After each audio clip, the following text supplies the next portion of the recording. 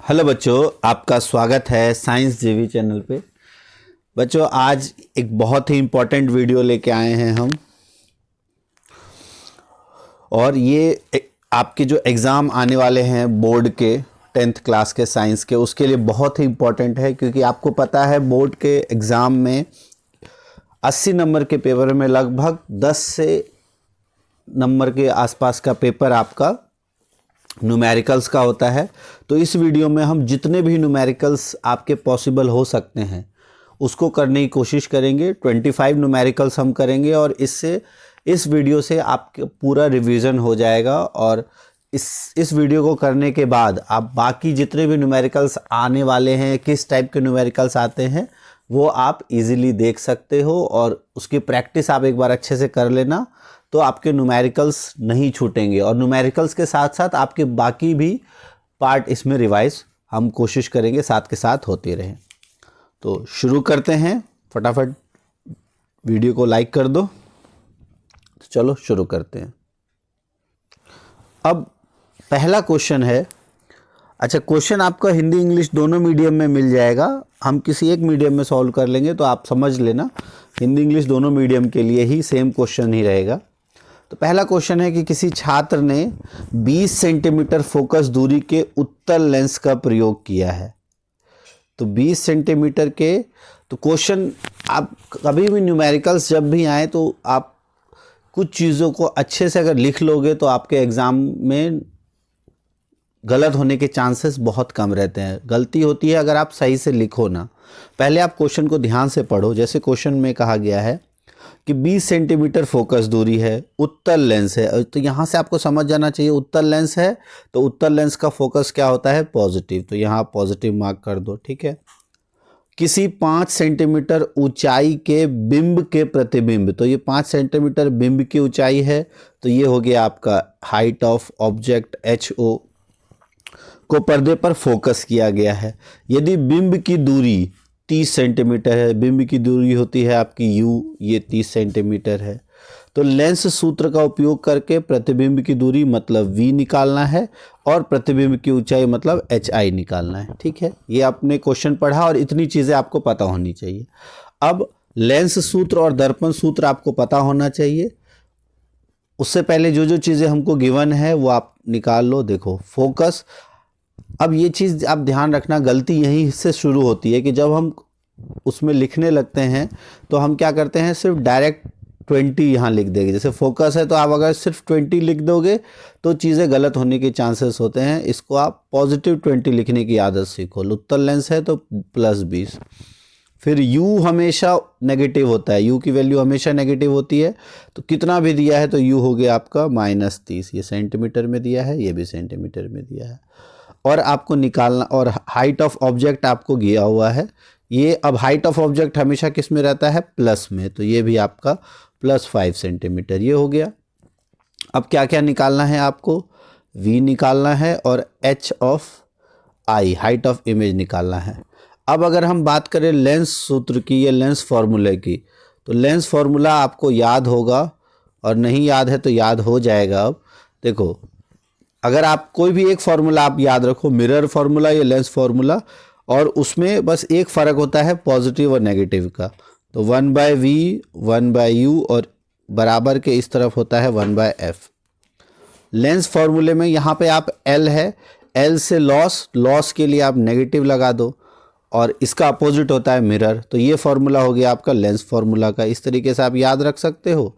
अब इस लेंस फार्मूले में अगर ये वैल्यूज़ आप पुट करो तो आपको निकालना क्या है? 1/V निकालना है। इसको एक तरफ ले आओ और बाकी आप क्या करो, ये U इस तरफ जाके तो हो जाएगा 1/F + 1/U।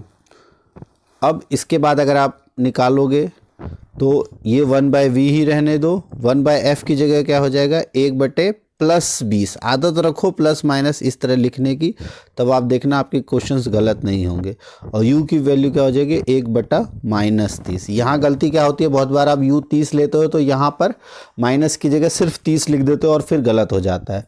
जब इन दोनों का एलसीएम लेंगे तो कितना हो जाएगा हमारा? ये हो जाएगा आपका 20 और 30 का एलसीएम 60, और 20 × 360 और ये प्लस माइनस क्या हो जाएगा, ये प्लस और माइनस माइनस हो जाएगा और 30 दूना 60, तो ये हो जाएगा 1/60।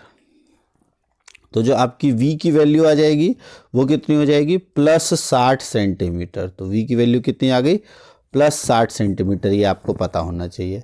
अब यहाँ से हमारा v आ गया, तो यहाँ से हमारा v आ गया, v का मतलब जो प्रतिबिंब की दूरी है वो कितनी आ गई आपकी, प्लस 60 सेंटीमीटर। प्लस 60 का मतलब है कि ये दूसरी ओर बनी है, जिस तरफ ऑब्जेक्ट रखा है उसकी दूसरी ओर। अब hi प्रतिबिंब की ऊंचाई आपको निकालना है। तो प्रतिबिंब की ऊंचाई क्या होती है, तो आपको पता है जो मैग्निफिकेशन या आवर्धन जो होता है वो होता है। अब एक चीज़ यहाँ ध्यान रखना, अगर यहाँ, एक मिनट, हाँ, अगर यहाँ नेगेटिव है, लेंस फॉर्मूले में नेगेटिव होता है, तो दर्पण जो मैग्निफिकेशन आवर्धन में यहाँ पॉजिटिव होगा, प्लस v/u, और मिरर फॉर्मूले में यहाँ पर पॉजिटिव होता है तो यहाँ नेगेटिव होगा, तो यहाँ प्लस v/u। और ये जो है मैग्निफिकेशन जो है वो hi हाइट ऑफ इमेज और हाइट ऑफ ऑब्जेक्ट के बराबर होता है। तो इससे हमारा ये फॉर्मूला भी पता है हमको, इससे निकाल लो। तो जब आप इसकी वैल्यू यहाँ रखोगे तो आप आसानी से निकाल लोगे। देखो v की वैल्यू कितनी आई है, प्लस 60, u की वैल्यू कितनी है, -30। ये है आपका हाइट ऑफ इमेज और हाइट ऑफ ऑब्जेक्ट कितना है आपका, +5।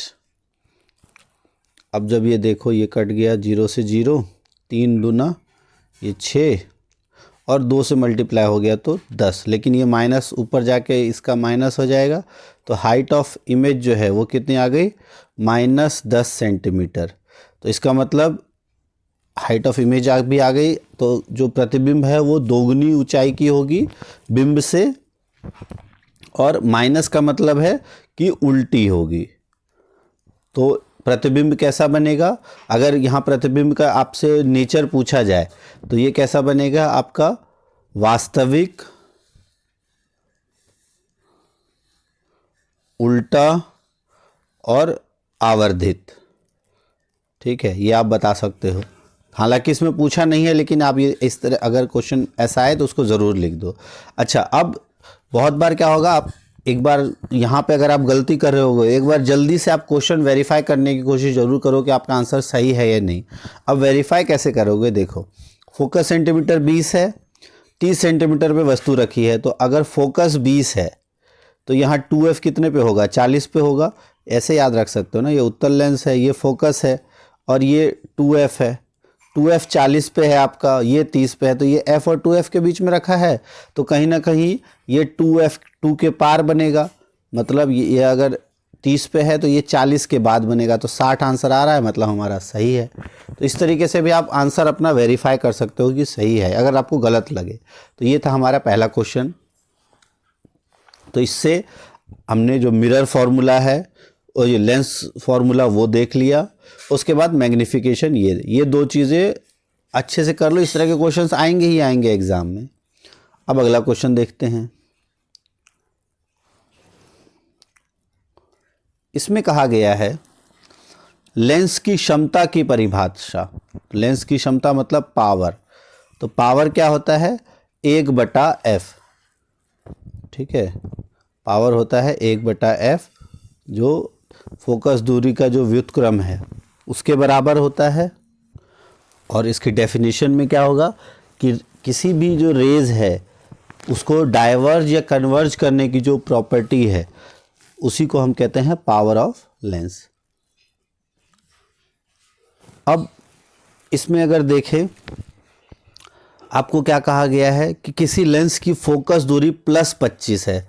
तो +25 है तो इसका मतलब क्या है कि ये कैसा है, तो ये है आपका उत्तल, या जिसे हम कहते हैं कॉन्वेक्स लेंस। प्लस है तो उत्तल या कॉन्वेक्स लेंस है।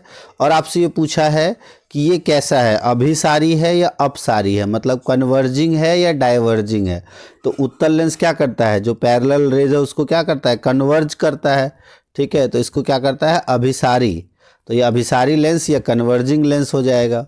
उसके बाद अब पूछा गया है यदि कोई बिंब मतलब कोई वस्तु इस लेंस के प्रकाशिक केंद्र मतलब ऑप्टिकल सेंटर से O से 50 सेंटीमीटर की दूरी, तो U आ गया आपका, यहाँ पे U 50 है। तो प्रतिबिंब की दो विशेषताएं बतानी हैं आपकी। अब इसमें प्रतिबिंब की दो विशेषताएं जब आपको इसमें बतानी है तो ऐसे क्वेश्चंस में बहुत बार क्या होता है कि फॉर्मूला लगाने लगते हैं। इसमें फॉर्मूला लगाने की एज सच कोई ज़रूरत नहीं पड़ेगी आपको। क्यों? देखो आपको क्या कहा गया है, उत्तल लेंस है, ठीक है, और उत्तल लेंस का फोकस कितना है 25, ये आपका f है। ये f की जो वैल्यू है ये यहाँ से यहाँ तक 25 दी हुई है ऑप्टिकल सेंटर से, ठीक है। उसके बाद ये जो 2f होगा वो कितना होगा, ये यहाँ से यहाँ तक हो जाएगा 50।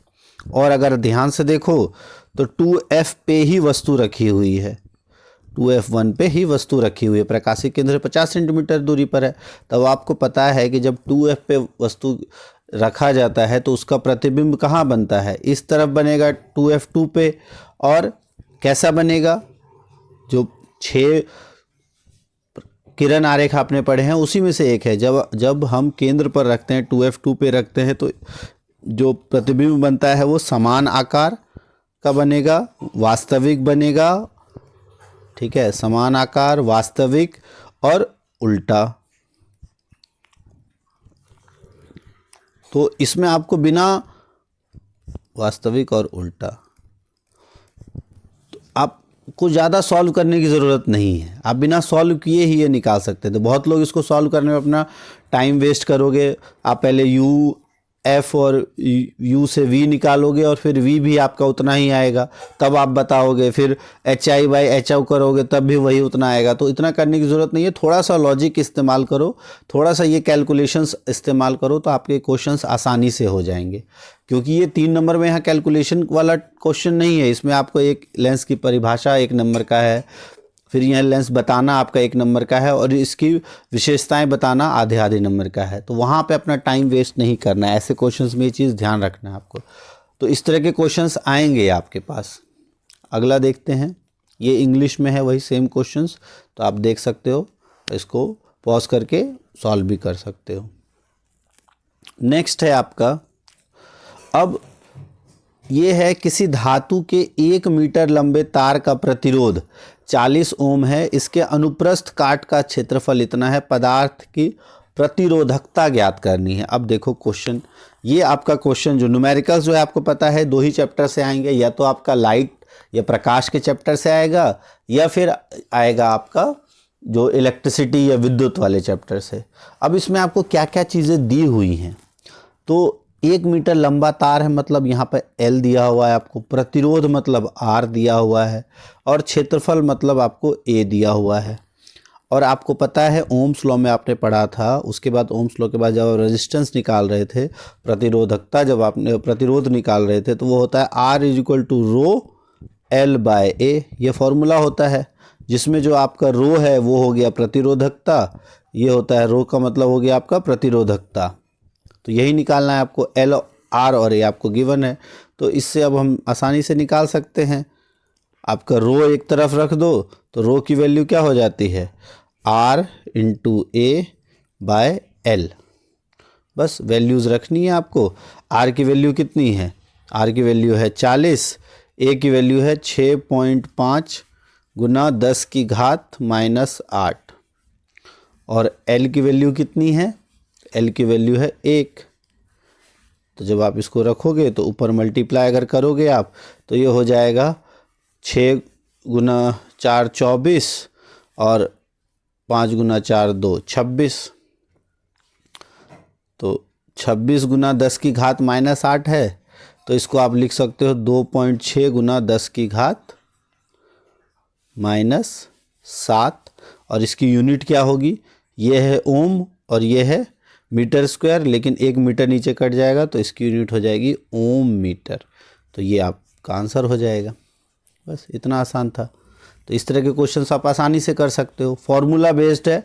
अच्छा ये चीज़ ध्यान रखना, जब भी आप फॉर्मूला लिखो तो इसमें फॉर्मूले में क्या चीज़ किसको रिप्रेजेंट करती है वो ज़रूर लिख दो। जैसे R यहाँ पर क्या है, R प्रतिरोध है, L जो है वो क्या है, तार की लंबाई। तो इस तरह से ये सारा आप लिख दो, L क्या है, A क्या है, तो आपके आंसर्स ज़्यादा परफेक्ट हो जाते हैं। तो ये आपका आंसर हो गया, बहुत आसान है। इस तरह के क्वेश्चंस आएंगे आपको। फिर एक क्वेश्चन यहाँ पे आता है, ये इस क्वेश्चन में इससे पहले भी एक क्वेश्चन था कि list 2 factors on which the resistance of a conductor in the shape of straight cylinder depends, कि एक कंडक्टर या एक चालक के जो प्रतिरोध है वो किस पर डिपेंड करेगा। तो आपको पता है जो आर है वो डिपेंड किस पे करता है, लंबाई पे और अनुप्रस्थ काट के क्षेत्रफल पे, ठीक है। और रिलेशन बताना है आर रो के बीच में। तो आपको पता है आर और रो के बीच में क्या रिलेशन होता है, आर होता है रो एल बाय ए के। और एसआई यूनिट ऑफ रेजिस्टिविटी, इसकी यूनिट निकालनी है जो अभी हमने किया था। अब सबकी यूनिट वहाँ रख दो, तो ये हो गया आपका ओम, यहाँ मीटर स्क्वायर अपॉन में मीटर, तो इसका हो जाएगा ओम मीटर। तो इस तरह से निकालना था, ये अभी हमने कर ही लिया है क्वेश्चन। नेक्स्ट अब क्वेश्चन है ये, ऐसे क्वेश्चंस आपके एग्ज़ाम में काफ़ी आते हैं और आएंगे भी। इसमें आपको क्या करना है कि जब आप कुंजी को बंद, मतलब जब आप सर्किट को क्लोज कर दोगे, तो आपको निर्धारित करना है क्या, कुल प्रतिरोध, एमीटर का पाठ्यांक, वोल्ट मीटर का पाठ्यांक। अब एमीटर जो है वो, उससे क्या पता चलता है आपका टोटल करंट, और वोल्ट मीटर से आपको पता चलता है वोल्टेज। यहाँ से एक चीज़ और ध्यान दो, तो वोल्ट मीटर जो है वो किस क्रम में जुड़ा हुआ है, ये आपका पैरेलल या पार्श्व क्रम में जुड़ा हुआ है, और हर एक रेजिस्टेंस का अलग अलग होगा।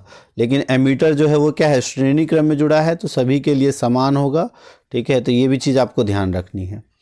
तो सबसे पहले आपको क्या निकालना है, सबसे पहले हमको जो गिवन दिया हुआ है, ये इस पूरे सेल का वोल्टेज गिवन है कितना है, 6 वोल्ट, और यहाँ पे हमको इस प्रतिरोध के पास वोल्टेज निकालना है। तो टोटल जो वोल्टेज आपको इसमें गिवन दी है वो कितना है, 6 वोल्ट गिवन है। और टोटल करंट आपको नहीं पता है, जो आई है वो आपको नहीं पता है कितना है। लेकिन क्या आप कुल प्रतिरोध पहले निकाल सकते हैं, अगर आप इसको R1, R2 और R3 देते हो। तो अगर आप देखो ये तीनों क्या हैं, श्रेणी क्रम या सीरीज़ में है, तो कुल जो प्रतिरोध होता है श्रेणी में, जो RS या RT होता है, वो क्या होता है, R1 plus R2 plus R3 सिर्फ ऐड हो जाता है ना, क्योंकि ये सभी श्रेणी क्रम में है। तो R की जो कुल वैल्यू हो गई वो कितनी हो जाएगी, 2 और 4 6, और 6 और 6 12, तो 2 प्लस 4 प्लस 6, ये हो गया आपका 12 ओम। तो अब आपको R पता है, V पता है, I निकालना है। तो ओम्स नियम के अनुसार आपने क्या पढ़ा था, V is directly proportional to I, या V इज IR, ये आपको पता था, ये ओम्स नियम के हिसाब से, ओम्स लॉ के हिसाब से। यहाँ से अगर आप I निकालोगे तो वो क्या हो जाएगा, V बटा R। तो जब ये वाली वैल्यू यहाँ पुट करके देखो, आपको देखो आंसर आ रहा है या नहीं।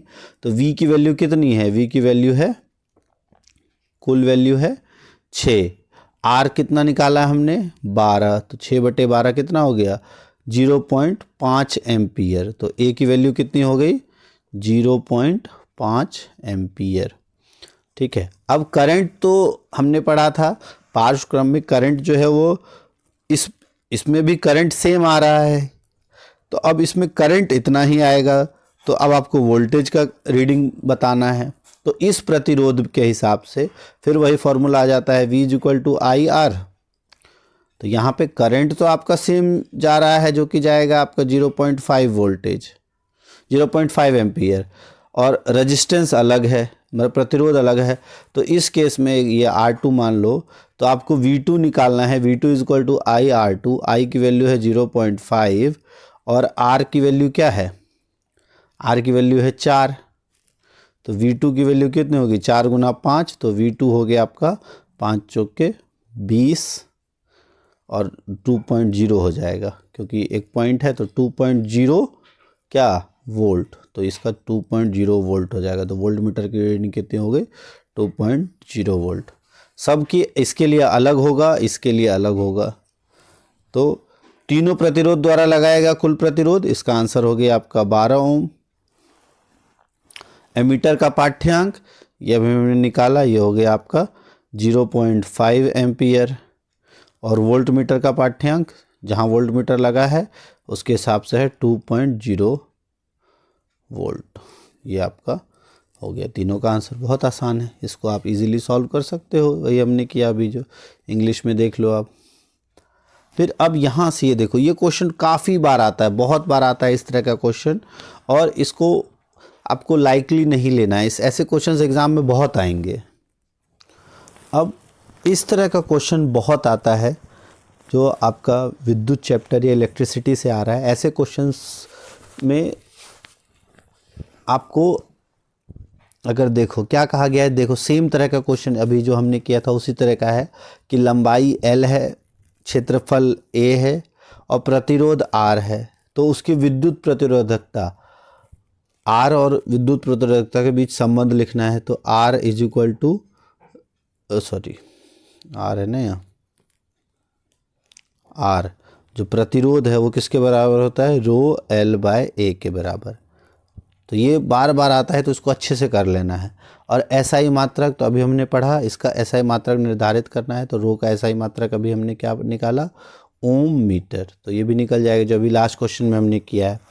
फिर अब एक क्वेश्चन इसके साथ दिया हुआ है कि लंबाई 120 सेंटीमीटर और व्यास 0.4 मिलीमीटर है, तो विद्युत प्रतिरोधकता ज्ञात करना है अगर तार का प्रतिरोध 3 ओम है। अब यहाँ आप ध्यान रखना, ऐसे क्वेश्चंस जब भी हैं तो सबसे पहले आप उसको स्टैंडर्ड यूनिट्स में लेके आओ। अगर आप स्टैंडर्ड्स यूनिट्स में नहीं लाओगे तो आपका आंसर जो है वो गलत हो जाएगा। तो ऐसे क्वेश्चंस को आपको थोड़ा सा ध्यान रखना है। तो अब अगर आप देखो इसमें आपको R दिया हुआ है, R कितना दिया हुआ है, 3 ओम। तो R की वैल्यू दी है आपको 3 ओम। L लंबाई कितनी दी हुई है, 120 सेंटीमीटर, लेकिन जो स्टैंडर्ड यूनिट है वो आपकी मीटर होती है। तो 120 सेंटीमीटर को आप क्या लिख दोगे, 1.2 मीटर। ठीक है। और अब यहाँ ध्यान रखो, यहाँ आपको व्यास दिया हुआ है, एरिया नहीं दिया हुआ है। एरिया आपको निकालना होगा और व्यास का मतलब होता है डायामीटर। तो एरिया कैसे निकलता है आपका, पाई R स्क्वायर से। एक सर्कल का एरिया पाई R स्क्वायर है। तो अगर डायामीटर दिया हुआ है 0.4 तो रेडियस या त्रिज्या कितनी हो जाएगी, वो हो जाएगी 0.2। तो अब आप पहले 0.2, लेकिन यहाँ मिलीमीटर है तो 10⁻³ भी साथ में कर दो। तो जो आपका एरिया है वो क्या हो जाएगा, पाई गुण मतलब 22/7 या 3.14 जो आपको लेना हो।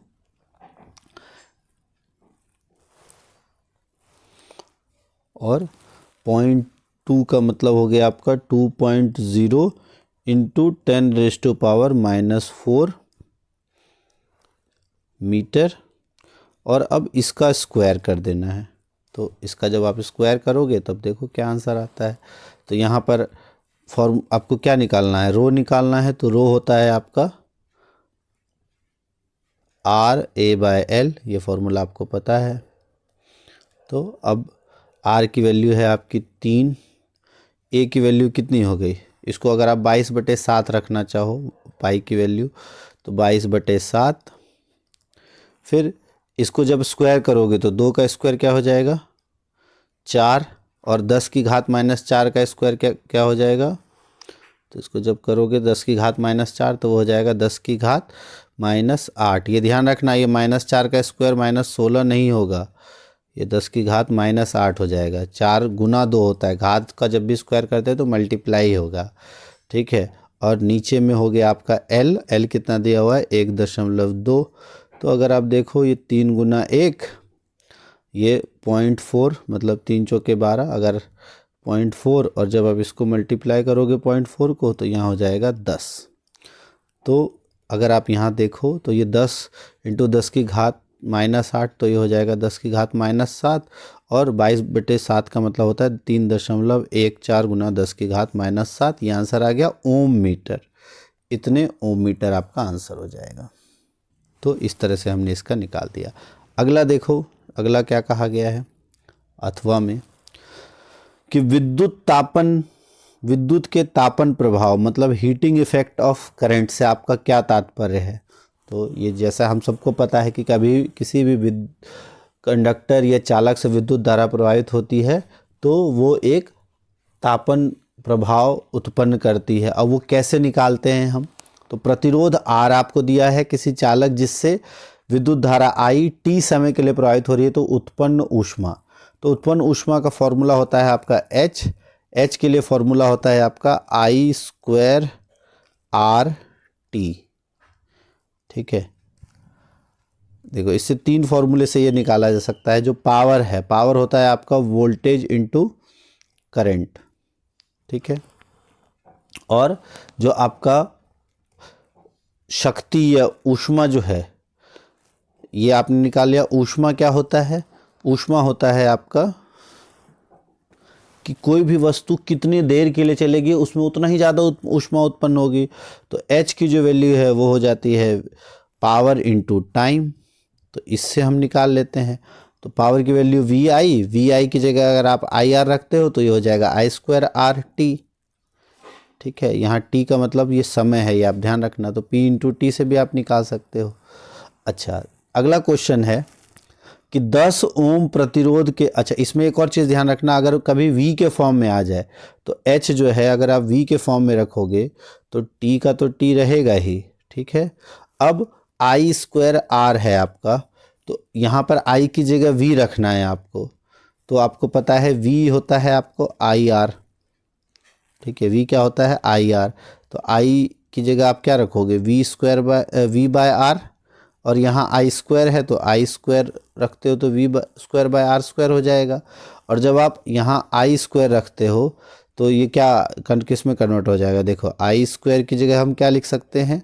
आई स्क्वायर की जगह हम लिख सकते हैं V square by R square, और यहाँ पे साथ में आर है ही और टी है ही, तो इस आर से एक आर कैंसिल हो जाएगा। तो ये हो जाएगा आपका वी स्क्वायर बटा आर इंटू टी। तो ये इसका फॉर्मूला ये भी हो जाता है। तो 4 फॉर्मूले हैं इसके उत्पन्न ऊष्मा के। इन चारों में से कोई भी फॉर्मूला आप निकाल सकते हो, उससे आप आंसर निकाल सकते हो। ये पावर का है, वो ऊष्मा का है। तो अब क्वेश्चन में कहा गया है, इसमें इंग्लिश में देख लेते हैं। सेम क्वेश्चन है, इंग्लिश में देखना है, इंग्लिश में देख लो। Calculate the amount of heat produced in a conductor of resistance 10 ohm. कि अगर रेजिस्टेंस जो है, प्रतिरोध जो है वो आर जो है उसकी वैल्यू कितनी है? 10 ओम, और करंट या विद्युत धारा जो प्रवाहित हो रही है आई है वो कितना है? 2, और टाइम कितना है? 100 सेकेंड। तो ये टाइम दे दिया, आई दे दिया, आर दे दिया, आपको हीट प्रोड्यूस मतलब एच निकालना है। तो एक ही फार्मूला आपने पढ़ा हुआ है, एक फार्मूला जिसमें ये तीनों वैल्यू आती है। तो आई स्क्वायर आर और टी, तो बस मल्टीप्लाई कर देना है। आई की वैल्यू है 2, तो 2 का स्क्वायर गुना आर है आपका 10 इंटू 10, टी यहाँ सेकेंड से ही होते हैं उसकी यूनिट, तो 100। तो जब मल्टीप्लाई करोगे तो वो 2 दूना हो जाएगा 4, और यहाँ 1000। तो इसका मतलब हो गया 4000 जूल। ये ध्यान रखना, जब जूल बड़ी वैल्यू में हो तो उसको आप किलो में भी कन्वर्ट कर सकते हो। तो इसको आप 4 किलो जूल भी लिख सकते हो। तो ये हो गई इसकी ऊष्मा। ऊष्मा की इकाई जो है वो जूल होती है, ये आप ध्यान रखना। तो आसानी से आप कर सकते हो इसके क्वेश्चन। अब एक और क्वेश्चन देखते हैं जो लाइट वाले चैप्टर से है। इस वीडियो में जितने भी क्वेश्चंस है वो बहुत ही चुन चुन के लाए गए हैं, और ऐसे क्वेश्चंस अगर आप एक बार अच्छे से प्रैक्टिस कर लेते हो तो आपके एग्जाम में बहुत सारे क्वेश्चंस इजीली हो जाएंगे। अब इस क्वेश्चन में क्या कहा गया है कि the image of an object formed by convex lens. यहाँ ध्यान रखना कॉन्वेक्स लेंस है, फोकल लेंथ पॉजिटिव होगा, ये ध्यान रखना। Focal length 6 centimetre is virtual. अब आपको यहाँ पर इमेज के बारे में, जो प्रतिबिंब है उसके बारे में दिया हुआ है कि प्रतिबिंब कैसा है? सीधा है, आभासी है और बड़ा है। What is the range of object distance in this. अब आपको पता है कॉन्वेक्स लेंस सिर्फ एक ही परिस्थिति ऐसी है जब ये तीनों तरह की इमेज बनाता है। वो कब? जब जो वस्तु है वो f और 2f के बीच में, f और 2f के बीच में अगर कोई वस्तु रखी है तभी कॉन्वेक्स लेंस कैसा बनाता है? आभासी, सीधा और बड़ा। जब हम रखते हैं ना, देखा एक ही, अगर हम f और 2f के बीच यहाँ पर वस्तु रखते हैं, f और 2f सॉरी f के बीच में, f और o के बीच में, सॉरी ये गलत हो गया, f और o के बीच में जब हम रखते हैं तो f और o के बीच में अगर वस्तु रखेंगे, o को 0 हो गया, तभी ये बनता है आपका। और कैसा बनता है आपका? वर्चुअल, इरेक्ट और मैग्नीफाइड, सीधा, आभासी और बड़ा प्रतिबिंब बनता है। कब? जब हम उसको फोकस के अंदर अंदर रखें। तो अब वस्तु को हम कहाँ रख सकते हैं? तो ये 0 और 6 इसके बीच में कहीं भी रख सकते हैं। तो यही आपसे पूछा गया है कि रेंज क्या है। तो रेंज ऑफ ऑब्जेक्ट डिस्टेंस क्या है? 0 से 6 सेंटीमीटर के बीच में आप कहीं भी रख सकते हो, तो ये इसका रेंज हो गया। तो इस तरह से क्वेश्चन आ भी सकता है। थोड़ा सा ये नॉलेज बेस्ड क्वेश्चन आपका आ जाएगा, थोड़ा सा आपको रीजनिंग लगानी होगी, आसानी से कर लोगे। अगला क्वेश्चन देखो, इसमें कहा गया है कि एक ऑब्जेक्ट मतलब एक वस्तु या बिंब है, उसको रखा गया है distance of 12 centimetre from optical centre. तो इसका मतलब ये आपका यू दिया हुआ है, ठीक है। जो बिंब की दूरी है प्रकाशिक केंद्र से वो है 12 सेंटीमीटर, और वो लेंस कौन सा है, कॉन्वेक्स लेंस। तो अगर आप ध्यान से देखो तो लेंस के अधिकतर क्वेश्चंस कॉन्वेक्स के ही आ रहे हैं, तो चांसेस है कि आपके कॉन्वेक्स के ही एग्जाम में आए। और कॉन्वेक्स है तो फोकल लेंथ कितना है, +18, तो लेंस में है आपका फोकस लेंथ तो +18। अब आपको लेबल्ड डायग्राम बताना है formation of image in this case, इसमें आपको डायग्राम के थ्रू बताना है। अब अगर आप देखो ये आपको U दिया हुआ है, ये आपका F है, तो इस केस में U कहाँ रखा गया है।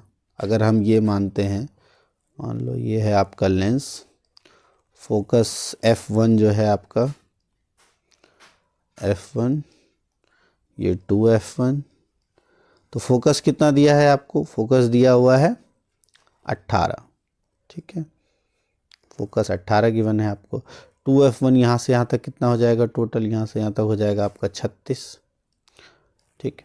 अब वस्तु कहाँ रखा गया है, 12 सेंटीमीटर पे, ऑब्जेक्ट प्लेस्ड एट 12 सेंटीमीटर, मतलब इसको कहाँ रखा गया है, इसको रखा गया है प्रकाशिक केंद्र और इसके बीच में। तो अब वही ऊपर वाला सीन आ गया, जब हम इसके और इसके बीच में किसी वस्तु को रखते हैं तो कैसा बनेगा। अगर लेंस थोड़ा सा हम ऊंचा बना ले तो ये ऐसे जाएगा, ये इधर और ये इधर तो नहीं मिलेगा, तो ये फिर इधर पीछे कहीं पे ये मिलता है, तो इसी तरफ बनेगा, बड़ा बनेगा, ठीक है। तो ये आप आसानी से निकाल सकते हो। तो ये जब हम ऑप्टिकल सेंटर और फोकस के बीच में वस्तु को रखेंगे तो ये बनता है, क्योंकि हमारा जो फोकस है वो 18 है और वस्तु रखा गया है 12 सेंटीमीटर पे, ठीक है। ये 18 है हमारा तक, वस्तु 12 पे रखा गया, इसलिए इस प्रकार का प्रतिबिंब बनेगा। ये आप अच्छे से, ये वाला प्रतिबिंब अच्छे से कर लेना, ये एग्जाम में आता है। और इसका इस्तेमाल किस में होता है, जो मैग्नीफाइंग ग्लास है उसमें इसका इस्तेमाल होता है। किस में इस्तेमाल होता है, मैग्नीफाइंग ग्लास में। तो मैग्नीफाइंग ग्लास या जो आवर्धक लेंस है उसमें इसका, मैग्नीफाइंग ग्लास और लेंस कुछ भी लिख सकते हो आप, तो मैग्नीफाइंग लेंस में इसका इस्तेमाल किया जाता है इस प्रतिबिंब का, इस जो रे डायग्राम या किरण आरेख का। तो इसको आपको ध्यान रखना है। अगला क्वेश्चन है कि the image formed by convex lens, फिर कॉन्वेक्स लेंस है, real, inverted end of the same size. तो अगर आपका सीधा है, रियल है, इन्वर्टेड है, सेम साइज है, इसका मतलब कहाँ रखा गया है, 2F पे। और if the distance between object and the image is 60 centimetre. अब यहाँ देखो क्वेश्चन कैसा थोड़ा सा टेक्निकल आपसे पूछ लिया है कि ऑब्जेक्ट और ये आपका कॉन्वेक्स लेंस है या उत्तल लेंस है, ये आपका F1 और ये 2F1, यहाँ पे आपका F2 और इधर 2F2, ओके। अब इसमें क्या कहा गया है, आपको पता है अगर हम समान आकार कब बनता है, जब वस्तु कहाँ रखा गया हो, 2F1 पे, और प्रतिबिंब भी कहाँ बने, 2F2 पे, तब इसका आकार भी समान होता है और बस उल्टा होता है। अब इसमें कहा गया है कि आपको जो ऑब्जेक्ट, वस्तु और प्रतिबिंब, इसके बीच की दूरी 60 है, मतलब यहाँ से यहाँ तक की दूरी आपको दे दी है 60। अब आपको पता है ये जो दूरी है बिल्कुल आधी आधी होगी, तो ये अगर 60 है तो ये दूरी कितनी हो जाएगी, 30, और ये हो जाएगी 30। तो ये दूरी 30 है तो फोकस तो इसका भी आधा होगा, तो ये हो जाएगा 15, ये भी हो जाएगा 15।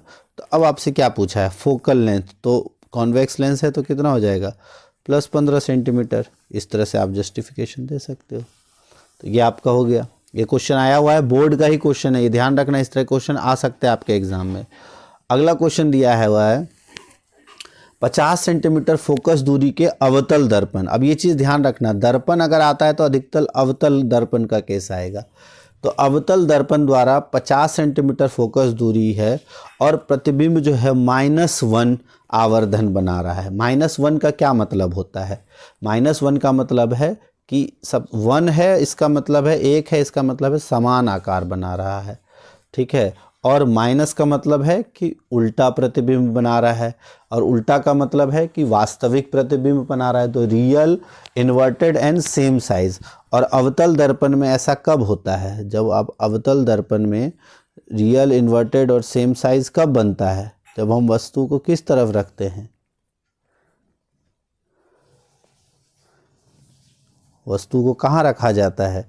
तो आपको पता है, अगर फोकस दूरी 50 है तो इसका जो वक्रता या आर है, या सी है, वो कितना हो जाएगा आपका? यहाँ से यहाँ तक की दूरी हो जाएगी 100। और आपको पता है जब सी पर हम रखते हैं तभी हमारा, अगर हम सी पर वस्तु को रखते हैं तो हमारा प्रतिबिंब जो है वो यहीं पर, इधर फोकस से आपका ऐसे टकरा के, यहाँ जब इससे टकरा के ले जाते हो तो ये यहीं पे मिलेगा। सॉरी, ये आपका सी पर, ये रे डायग्राम यहीं से पेन से उतना नहीं बन रहा है, तो ये इस तरीके से बनेगा आपका। ये टकरा के इसको यहाँ ले आओ और ये इधर जाएगा तो ये यहाँ आ गया, ठीक है। तो ये सेम आकार कहाँ बनता है? जब सी पर बने। तो इसका मतलब है आपका 50 सेंटीमीटर फोकस दूरी है तो प्रतिबिंब भी कहाँ बना है? यही 100 सेंटीमीटर पे। तो आपसे पूछा है बिंब की अपने प्रतिबिंब से दूरी। तो अगर आवर्धन -1 है, मतलब जहाँ पर बिंब है वहीं प्रतिबिंब है, तो इन दोनों के बीच की दूरी कितनी हो जाएगी? तो इसका आंसर हो जाएगा 0। तो इस तरह के क्वेश्चन आते हैं, अच्छे से आपको समझ लेना है। इसमें फॉर्मूला अप्लाई नहीं करना है, थोड़ा लॉजिक अप्लाई करना है, आसानी से क्वेश्चन हो जाएगा। अब इस तरह के क्वेश्चन जो है ये भी पिछली बार के बोर्ड का क्वेश्चन है आपका, काफ़ी ईजी क्वेश्चन होता है। बस थोड़ा सा आपको यहाँ पर कैलकुलेशन की जगह थोड़ा सा आपको यहाँ अपना दिमाग लगाना होता है। क्वेश्चन में क्या कहा गया है इसको हिंदी में देख लेते हैं, ताकि हिंदी मीडियम वाले स्टूडेंट्स के लिए भी थोड़ा सा रहे कि सर सारा इंग्लिश की करा रहे हो। दोनों मिक्स या क्वेश्चन न्यूमेरिकल्स में सेम ही होते हैं, इसलिए आप ये मत सोचो कि हिंदी और इंग्लिश में अलग अलग होता है, लगभग सेम ही होता है। थोड़ा सा लैंग्वेज डिफरेंस है तो आप आसानी से कर सकते हो। अब इसमें क्या कहा गया है, आपको अध्ययन करना है जिसमें 3 अवतल दर्पण है। सबसे खास बात क्या है? अवतल दर्पण मतलब आपका कॉनकेव मिरर है, और ए बी सी की फोकस दूरी आपको दी हुई है। कॉनकेव मिरर की फोकस दूरी क्या होती है? नेगेटिव। सबके आगे नेगेटिव लगा दो, ठीक। अब उसके सामने बिंब की सापेक्ष दूरी, मतलब जो ऑब्जेक्ट रखा गया है, ऑब्जेक्ट की दूरी, ये भी आप माइनस लगा सकते हो, लेकिन फिर भी चलो। अब आपको कहा गया है, अब इसमें थोड़ा सा लॉजिक अप्लाई करो। ये फोकस दूरी दी हुई है, यहाँ पर आप आर लिख लो या सी लिख लो। सी कितना डिस्टेंस पे होगा? अब इसका डबल होता है सी, तो 20 का हो गया आपका 40, 15 का हो गया 30, 30 का हो गया 60, ठीक है। अब ये हो गया आपका F, ये हो गया C। अब पहले केस में अगर देखो वस्तु कहाँ रखा गया है? C के बाद, तो C से जब परे या बियॉन्ड C रखा जाता है, ठीक है। पहले में C से परे रखते हैं तो कहाँ बनता है आपको पता है? ये बिटवीन F एंड C बनेगा। तो बिटवीन F एंड C मतलब जो बिंब प्रतिबिंब की दूरी है वो 20 और 40 के बीच होगी। तो पहले से आपको ये पता चला। दूसरा देखो आप, ये 30 है और ये 30 पे रखा गया है, तो मतलब क्या है? C पे रखा गया है, इसका मतलब ये कहाँ पर बनेगा प्रतिबिंब? प्रतिबिंब जो है वो कहाँ बनेगा? वो भी आपका C पर बनेगा। ये आप इस लॉजिक से निकाल सकते हो। तीसरा देखो, इसमें 30, 60 और -20, तो माइनस है मतलब फोकस से भी पहले रखा गया है, तो ये कहाँ बनेगा?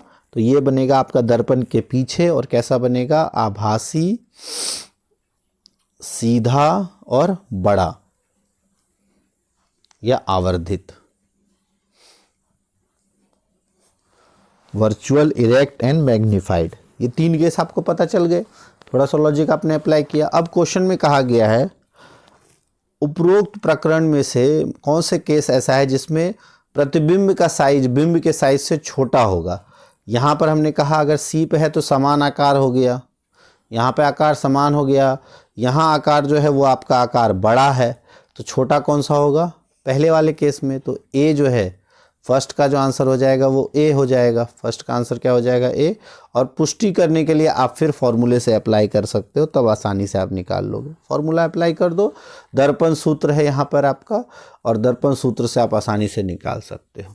और नहीं तो आप ये सिंपल बता दो, सी से परे रखा जाता है तो उसके बीच में रखते हैं। दर्पण सूत्र क्या है? 1/f = 1/v + 1/u, उससे आप आसानी से निकाल सकते हो। दूसरा इसमें कहा क्या गया है, प्रकरण 2 में बने प्रतिबिंब के 2 गुणों की सूची। अब ये सी पे बना है तो इसके 2 गुण क्या होते हैं कि जो प्रतिबिंब है वो क्या होगा, समान आकार होगा, उल्टा होगा और वास्तविक होगा।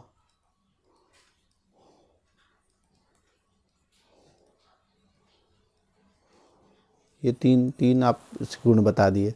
फिर तीसरा क्वेश्चन इसमें कहा गया है, दर्पण सी द्वारा बने प्रतिबिंब की प्रकृति और साइज क्या है। जो सी बना रहा है तो आभासी, सीधा और बड़ा।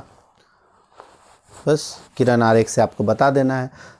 इजी है क्वेश्चन, आप आसानी से कर सकते हो। अब अगला क्वेश्चन इसमें कहा गया है, यदि कोई 12 सेंटीमीटर फोकस दूरी वाले अवतल दर्पण, अवतल है नेगेटिव लगा दो, ध्रुव से 18 सेंटीमीटर की दूरी पर, ये आपका यू दिया हुआ है, यू आपका 18 दे दिया हुआ है, वी आपका दिया हुआ है, प्रतिबिंब की स्थिति वैसे भी आप निकाल सकते हो। वैसे थोड़ा निकालने की कोशिश करो रीजनिंग से। देखो 12 है, 12 का हो जाता है 24, तो इसको कहाँ रखा गया, एफ और सी के बीच में, ये आप ध्यान रखना। तो एफ और सी के बीच में, तो सी से परे, मतलब 12 दूना 24 से अधिक आंसर आना चाहिए। अब फिर हम निकालते हैं। तो फॉर्मूला है आपका 1/f is equal to 1/v plus 1/u। Mirror के केस में प्लस हो जाता है, लेंस के केस में माइनस हो जाता है। वैल्यूज इसमें पुट करो तो आपको निकालना है v, तो 1/v is equal to 1/f minus 1/u। अब यहाँ पे ध्यान रखना वैल्यूज़ कैसे रखी जा रही है। तो f की वैल्यू क्या है, -12, ठीक है, क्योंकि अवतल दर्पण है, और -1/u की वैल्यू हमेशा माइनस होती है, तो ये -18। तो जब आप इसको सॉल्व करोगे तो देखो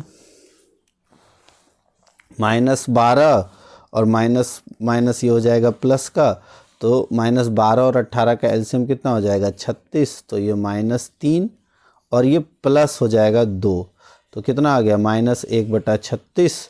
तो v की जो वैल्यू आ गई वो कितनी आ गई, -36। तो अगर आप देखो तो कहाँ पर बन रही है, 24 से परे, तो -36। तो प्रतिबिंब की स्थिति 36 सेंटीमीटर ध्रुव से और सी से परे या उसके केंद्र से परे। तो इस तरह से आप निकाल सकते हो। और इसका आवर्धन निकालना हो तो ये भी आप निकाल सकते हो। आवर्धन कैसा हो, अच्छा स्थिति आपने निकाल लिया और उसकी प्रकृति पूछा जाए तो क्योंकि ये कहाँ पर, जिस तरफ दर्पण है उसी तरफ बनेगी, तो सीधा उल्टा, वास्तविक और आवर्धित बनेगा। और कितना आवर्धन होगा, m होता है दर्पण के केस में -v/u। ये ध्यान रखना, यहाँ अगर फॉर्मूले में प्लस है तो आवर्धन माइनस हो जाएगा।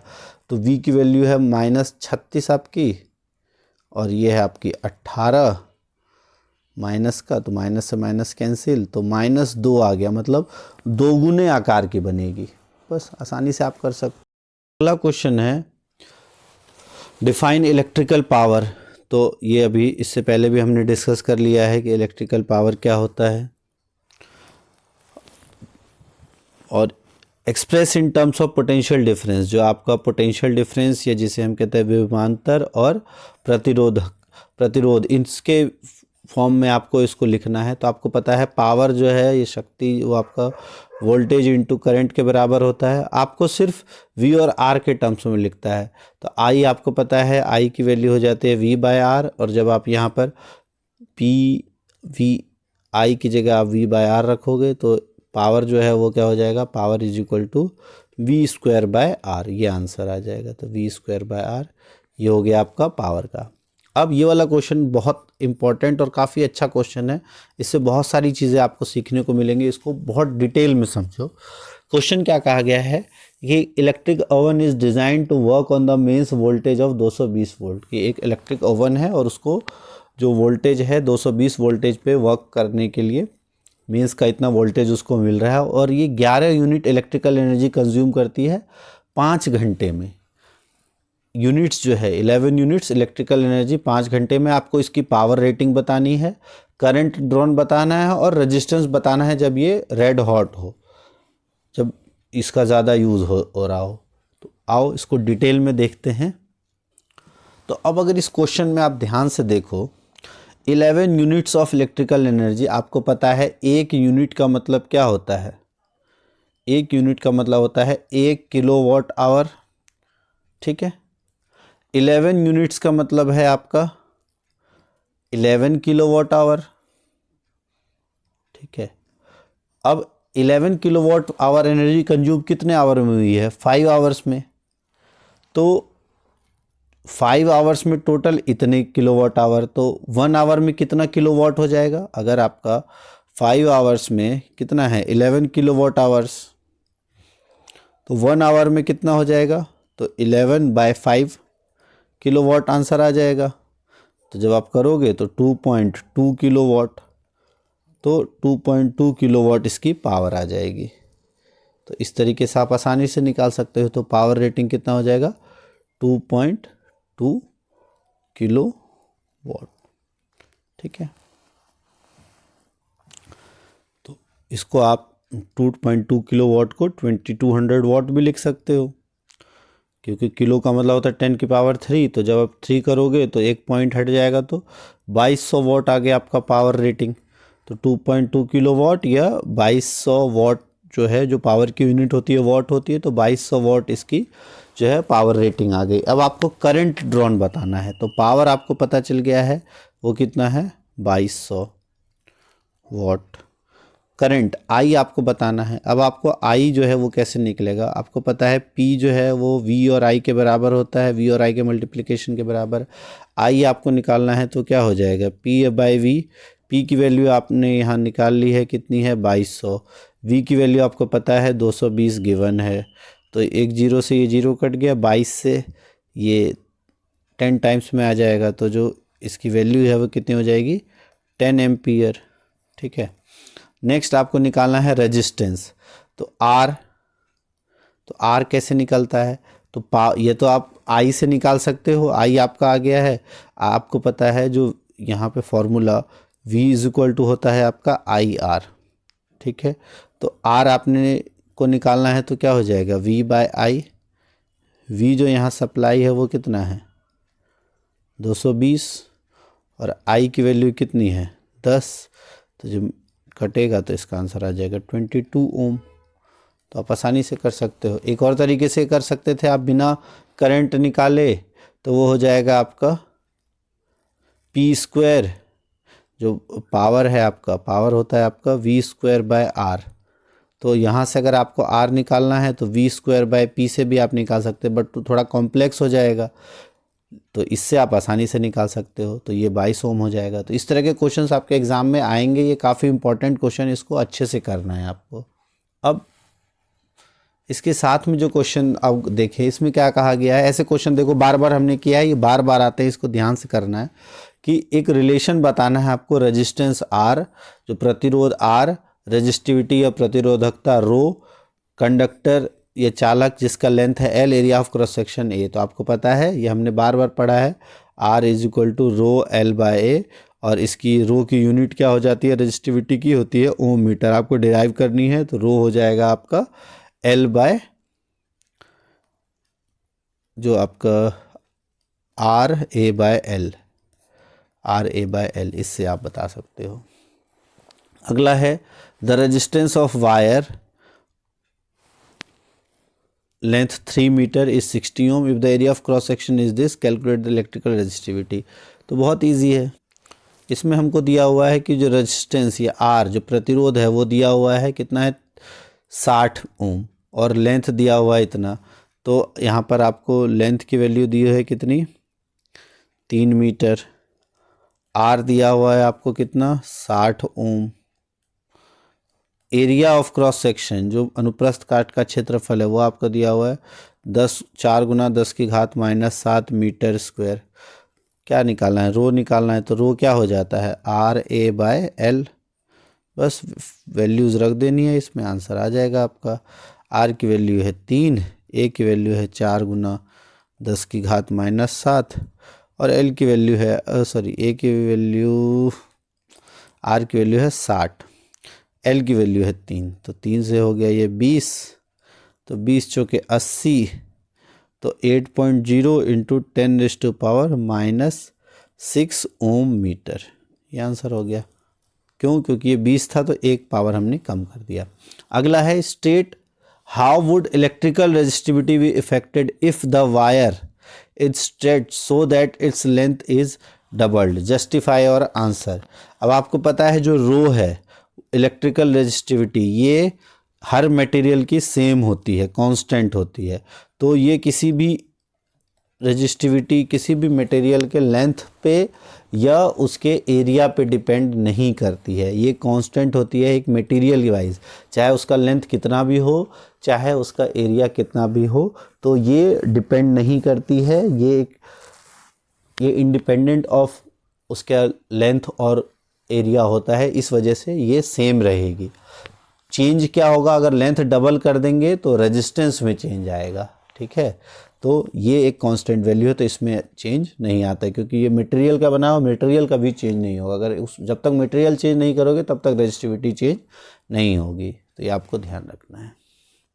ये वही जो क्वेश्चन हमने किया उसका हिंदी रूपांतरण, इसको आप देख के इसको सॉल्व कर लेना, अच्छे से हमने कर दिया, इसको अच्छे से सॉल्व कर लेना। क्वेश्चन इंपॉर्टेंट है, ये एग्ज़ाम में आता है काफ़ी बार ये, ठीक है। फिर उसके बाद किसी बेलनाकार धात्विक सिलेंडर जिसकी लंबाई यही अब जो हमने किया है, इसको आप आसानी से देख सकते हो। अब एक फिर मिरर वाला क्वेश्चन है। क्वेश्चन क्या कहा गया है कि an object is placed at a distance of 10 centimetre from convex mirror. अब यहाँ मिरर जो है वो कॉन्वेक्स वाला आया है, तो और फोकल लेंथ 15 सेंटीमीटर दिया है, फोकल लेंथ कॉन्वेक्स है तो क्या हो जाएगा, पॉजिटिव, ठीक है। ऑब्जेक्ट प्लेस किया हुआ है तो यू दिया हुआ है आपको -10, यू की वैल्यू दे दी है, एफ की वैल्यू दे दी है। Position of the image formed by the mirror, position का मतलब आपको निकालना है v, तो बस फॉर्मूले में लगाओ। फॉर्मूला क्या होता है, 1/f is equal to 1/v plus 1/u। तो अगर आप रखोगे यहाँ 1/v निकालना है तो वो हो जाएगा आपका 1/f माइनस 1/u। 1/f की वैल्यू हो जाएगी 1/+15 माइनस 1/-10, तो 15 और 10 का एलसीएम हो जाएगा 30, तो 15 दूनी 30 प्लस हो जाएगा यहाँ माइनस माइनस प्लस, तो प्लस 30 का 3 तो 5/30, तो इसका आंसर हो जाएगा 1/6। और ये किस में आएगा, पॉजिटिव में। तो v की वैल्यू कितनी हो गई, +6 सेंटीमीटर। मतलब ये वस्तु जो है इसका प्रतिबिंब कहाँ बनेगा, 6 सेंटीमीटर दर्पण के पीछे, क्योंकि प्लस दिया हुआ है। और कैसा बनेगा, सीधा बनेगा, दर्पण के पीछे बन रहा है तो आभासी, सीधा और छोटा। आपको पता है जो कॉन्वेक्स मिरर, ये उत्तल दर्पण है, वो हमेशा सीधा, आभासी और छोटा प्रतिबिंब बनाता है, तो वो आपको निकालना है। अगला है show how would you connect 3 registers each resistance 6 ohm so that the combination has a resistance of 9 ohm, also justify your answer. अब इसको इरेज कर देते हैं, फिर वाला क्वेश्चन करते हैं।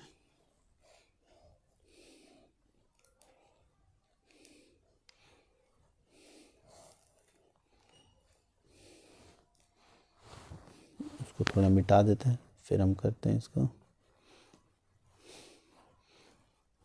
अब क्वेश्चन देखो, इसमें कहा गया है कि आपको 3 रेजिस्टेंस है, कौन कौन सी, 6 ओम, 6 ओम के 3 रजिस्टर्स है, उनका कॉम्बिनेशन आपको बनाना है। How would you connect the 3 registers each of resistance 6 ohm so that the combination has a resistance 9 ohm, कि कॉम्बिनेशन जो है वो 9 ओम का बने। अब देखो 3 रजिस्टर है, अगर हम तीनों को सीरीज में जोड़ देंगे तो कितना हो जाएगा, 6 6 6, ये तो हो गया 18। तीनों सीरीज़ में नहीं जुड़ सकती, ठीक है। क्या तीनों पैरेलल में जुड़ेंगी, तो पैरेलल में तो 6 से कम हो जाएगी। पैरेलल में हमेशा जो प्रतिरोध है वो हर एक प्रतिरोध से जो न्यूनतम प्रतिरोध है उससे कम प्रतिरोध हो जाता है, तो 6 से कम हो जाएगा। अब अगर देखें 3 है तो हमको यही करना पड़ेगा कि 2 को तो सीरीज़ में जोड़ना होगा और 1 को इसके साथ पैरेलल में जोड़ देंगे हम। तो अब अगर देखो आप 6 और 6 हो गया आपका 12, और 1 यहाँ पे है आपका 6, तो 1/12 और 1/6, देखो क्या इसका 9 आ रहा है आंसर, 1/9 आ रहा है, 1/6। तो जब आप करोगे तो 1/12 और 1/6, 12 और 6 का एलसीएम हो गया आपका 12 ही हो रहा है। तो ये हो गया आपका 1 और 2, तो ये 1/4 आ रहा है, मतलब जो आपका रेजिस्टेंस है वो 4 आ गया, 4 ओम। तो ये कॉम्बिनेशन हमारा नहीं बैठेगा।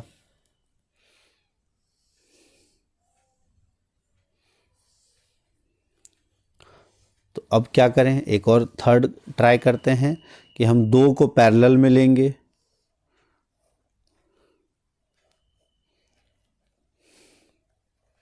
और फिर एक इसके साथ सीरीज़ में लगा देंगे। तो ये 6 और 6 को जब आप पैरेलल में लोगे तो 1/6 1/6 ये हो जाएगा और रिजल्टेंट हो जाएगा इस दोनों का। निकाल के देखो तो कितना हो जाएगा, 1/6 प्लस 1/6, तो ये हो गया आपका 2/6 मतलब 3। तो यहाँ से 3 और ये आपका 6 है तो ये हो जाएगा 9। तो इसी तरीके से हम जोड़ेंगे। तो यही आपको इसमें बताना था कि 2 इसमें हम जोड़ेंगे किस में, पार्श्व क्रम में, और उसको एक सीरीज़ क्रम में, तब हमारा 3 6 मिलके 9 के बराबर आएगा। अब ये क्वेश्चन दिया हुआ है, इसमें आपको जो 2 ओम है इसके आसपास इस प्रतिरोधक में शक्ति बताना है, पावर बताना है। पावर का फॉर्मूला आप ध्यान रखना, VI, ठीक है, और V is equal to IR, ये 2 फॉर्मूले से ये क्वेश्चन होगा। अब हम यहाँ पे आपको क्या क्या गिवन है, वोल्टेज गिवन है 6 वोल्ट, ये रेजिस्टेंस R1 है, ये रेजिस्टेंस R2 है। पहले ओवरऑल रेजिस्टेंस देखें तो ये क्या है, श्रेणी क्रम में है, तो हमारा टोटल रेजिस्टेंस जो RT है, रिजल्टेंट है R, वो क्या है आपका 1 + 2 हो जाएगा, क्योंकि ये सीरीज़ क्रम में है, सीरीज़ में है, श्रेणी में है, तो दोनों जुड़ जाएंगे तो 3 ओम हो गया। तो कुल जो करंट है I है वो क्या हो जाएगा, I हो जाएगा आपका V/R। V है आपका यहाँ कितना 6, R है आपका 3, तो ये हो गया आपका 2 एम्पियर। तो I पता चल गया आपका, V पता चल गया, पावर निकालना है तो पावर होता है VI। V हो गया आपका 6, I हो गया आपका 2, तो कितना आ गया 12 वाट। तो 12 वाट इसकी जो है पावर हो गई। अब आपको बताना है ये ओवरऑल पावर इसकी आएगी, लेकिन आपको बताना है इस रजिस्टर में तो इसके हिसाब से अब हम निकाल सकते हैं, वोल्टेज तो सेम ही रहेगी। तो अब आपको पता है P होता है आपका V²/R, ठीक है, डायरेक्ट भी हम निकाल सकते थे, ये हमको करने की ज़रूरत नहीं है। पावर होता है वोल्टेज V²/R, तो V की वैल्यू कितनी है 6 × 6 और R है आपका 2, तो कितना आ गया 18 वाट, ये हो गया 18 वाट।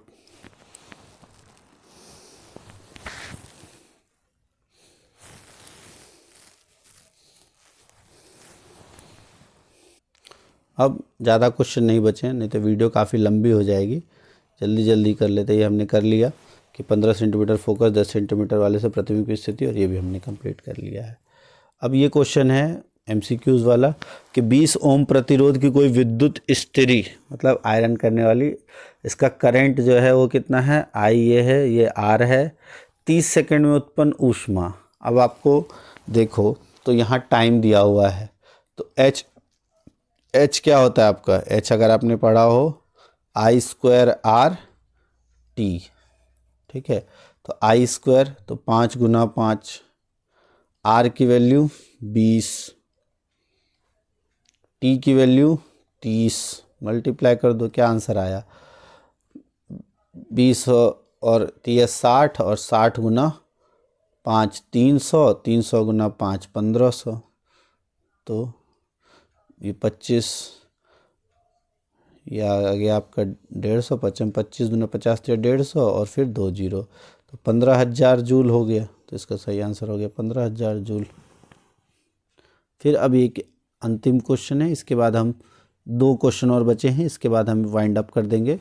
इसमें आपको बताना है 1 ओम किसका होगा, तो बस श्रेणी और ये आपको पता होना चाहिए 1 ओम। अब ये देखो 2 और 2 पार्श्व क्रम में है, तो 1/2 प्लस 1/2, तो ये 1/1, तो यही आंसर होगा। तो एक तो ये होगा, पहला है। दूसरा है 3 है, ये भी 1/3 1/3 1/3, ये भी हो जाएगा।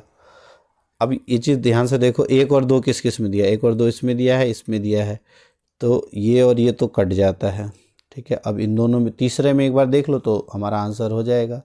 अब ये 0.5 ये जुड़ेगा नहीं, कम हो जाएगा, तो ये तो वैसे ही कट गया। अब यहाँ देखो 4 और 2 कितना है 6, 3 और 3 कितना है 6, लेकिन 1/6 प्लस 1/6 जो आप निकालोगे तो कितना हो जाएगा 2/6, और ये हो जाएगा 1/3, मतलब 3 ओम आ जाएगा इसका रिजल्टेंट, 3 ओम। तो ये तो नहीं होगा, तो ये भी नहीं होगा, हमारा आंसर हो जाएगा ये।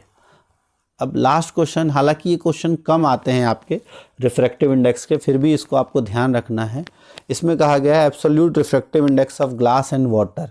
जो ग्लास और वाटर का रिफ्रैक्टिव इंडेक्स आपको दिया हुआ है। अब ग्लास और वाटर का क्या मतलब है, अगर आप रिफ्रैक्टिव इंडेक्स ऑफ ग्लास निकालते हो, इसका मतलब क्या है कि जो पानी है वो एयर से किसके अंदर जा रही है, ग्लास के अंदर, A/G। और अगर आप रिफ्रैक्टिव इंडेक्स ऑफ वाटर निकालते हो तो इसका मतलब एयर से कहाँ जा रही है, वाटर के अंदर। ठीक है, अब आपको निकालना है speed of light in glass is this. जो ये जी की वैल्यू है speed of light in glass, ये 2 × 10⁸। आपको speed of light in water निकालना है।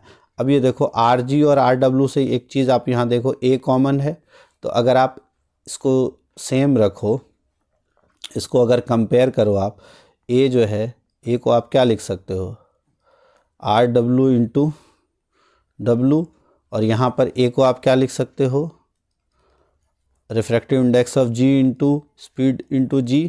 तो ये बराबर हो जाएगा। तो जब आप इसको बराबर रखोगे, देखो तो कैसे इजीली हमारा क्वेश्चन हो जाएगा। तो RW refractive index of water कितना है, यह है 4/3, और speed of light in water ये आपको नहीं पता है। इधर आपको दिया हुआ है रिफ्रैक्टिव इंडेक्स ऑफ ग्लास कितना है, 3/2, और इसकी स्पीड आपको कितनी दी है, 2 × 10⁸। बस काट देना है, W निकालना है यहाँ से।